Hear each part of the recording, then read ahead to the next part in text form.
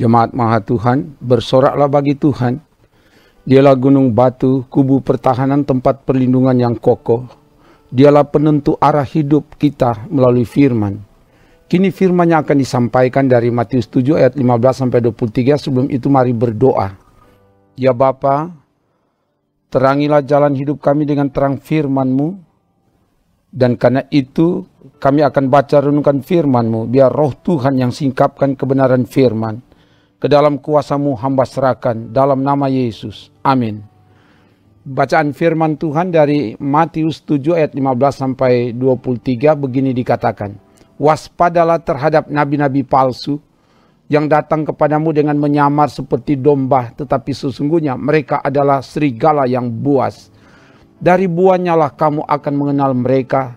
Dapatkah orang memetik buah anggur dari semak duri atau buah ara dari rumput duri? Demikianlah setiap pohon yang baik menghasilkan buah yang baik, sedang pohon yang tidak baik menghasilkan buah yang tidak baik. Tidak mungkin pohon yang baik itu menghasilkan buah yang tidak baik, ataupun pohon yang tidak baik itu menghasilkan buah yang baik. Dan setiap pohon yang tidak menghasilkan buah yang baik, pasti ditebang dan dibuang ke dalam api. Jadi dari buahnya lah kamu akan mengenal mereka. Bukan setiap orang yang berseru kepadaku, Tuhan, Tuhan, akan masuk ke dalam kerajaan sorga. Melainkan dia yang melakukan kehendak Bapa-Ku yang di sorga. Pada hari terakhir, banyak orang akan berseru kepadaku, Tuhan, Tuhan, bukankah kami bernubuat demi nama-Mu, dan mengusir setan demi nama-Mu, dan mengadakan banyak mujizat demi nama-Mu juga? Pada waktu itulah aku akan berterus terang kepada mereka dan berkata, aku tidak pernah mengenal kamu. Enyalah daripadaku kamu sekalian pembuat kejahatan. Demikian firman Tuhan. Jemaat Maha Tuhan, firman ini merupakan bagian dari khotbah di bukit. Sebab khotbah di bukit disampaikan dalam pasal 5 sampai pasal 7. Yesus memberi penguatan kepada umat dalam menghadapi pengajar sesat. Mereka adalah nabi-nabi palsu. Makanya Yesus katakan waspadalah terhadap nabi-nabi palsu yang datang kepadamu dengan menyamar seperti domba. Tetapi sesungguhnya mereka adalah serigala yang buas. Ayat 15. Nabi-nabi palsu itu sangat berbahaya. Mereka adalah serigala. Serigala adalah lambang dari binatang yang buas, yang memangsa, menerkam, membinasakan, membunuh dan mematikan. Mereka menyamar seperti domba. Mereka datang dengan tampilan yang menarik, disertai dengan tanda-tanda yang dahsyat tetapi menipu, membinasakan dan menyesatkan. Matius 24 ayat 24. Mereka bukan hanya menyamar seperti domba, tapi sebagai nabi. Nabi adalah orang yang punya kedudukan tinggi, orang yang memberitakan firman Tuhan, orang yang bernubuat tentang apa yang akan dilakukan oleh Tuhan. Jadi, nabi palsu itu menyamar sebagai orang yang punya kedudukan tinggi, menyamar sebagai orang yang mengajarkan firman, tapi ajaran yang menyesatkan. 2 Petrus 2 ayat 1.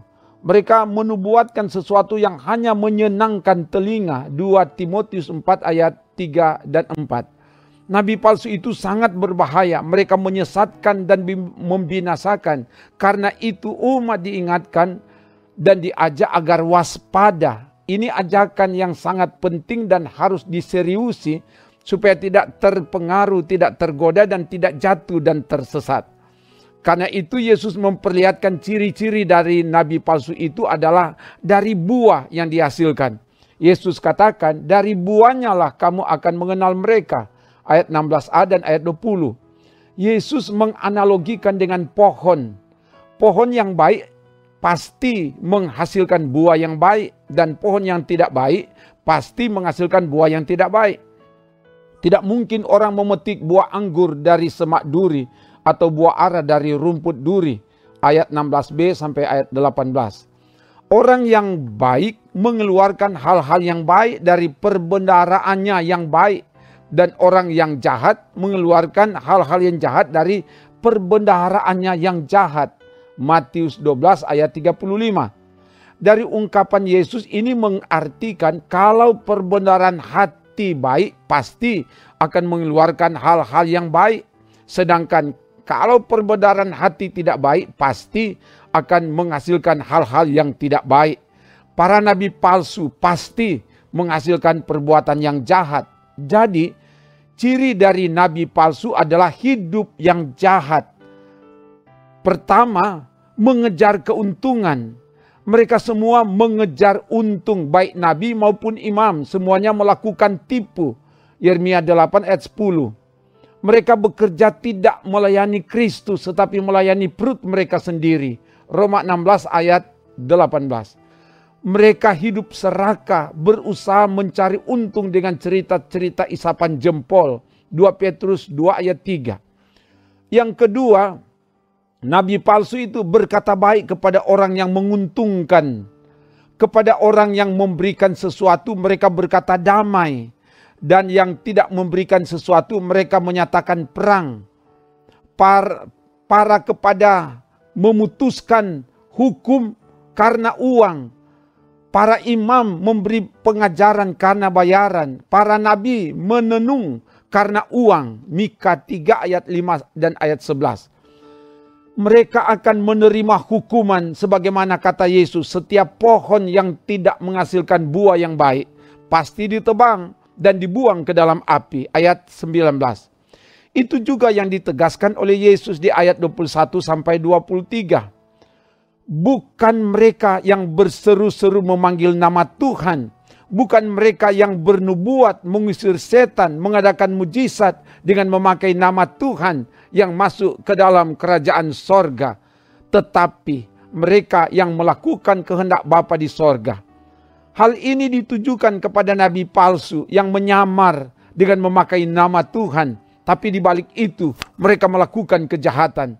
Yesus katakan, aku tidak pernah mengenal kamu.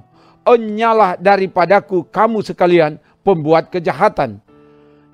Jadi percaya kepada Yesus, berseru memanggil nama Yesus, melakukan segala sesuatu dengan memakai nama Yesus harus dibarengi dengan melakukan kehendak Allah, melakukan kebenaran. Kalau tidak demikian, kita sama dengan nabi palsu. Iman harus dibuktikan dalam tindakan. Yakobus 2 ayat 17. Itu juga yang ditegaskan di Matius pasal 7 ayat 24 sampai 27. Orang yang mendengar perkataan Yesus, orang yang mendengar firman, bukan cuma sekedar mendengar, tetapi melakukan. Sebab kalau cuma mendengar dan tidak melakukan, itu sama dengan orang bodoh yang mendirikan rumah di atas pasir. Ketika datang hujan, banjir melanda rumah itu, sangat hebat kerusakannya. Tetapi orang yang mendengar dan melakukan firman, ia adalah orang yang bijaksana, yang mendirikan rumah di atas batu. Sekalipun datang hujan, banjir melanda rumah itu, maka rumah itu tetap kokoh, tetap kuat, tidak roboh. Dan karena itu orang yang percaya kepada Yesus bukan cuma sekedar percaya, tapi melakukan kehendaknya, kehendak Bapa yang di sorga. Sebab kalau tidak, maka kita dapat dikategorikan sebagai nabi palsu. Jamaat Maha Tuhan, bagian firman ini mengingatkan agar kita sebagai orang beriman tidak terkecoh dan terpukau dengan tampilan yang memukau, yang bisa menjebak dan menyesatkan.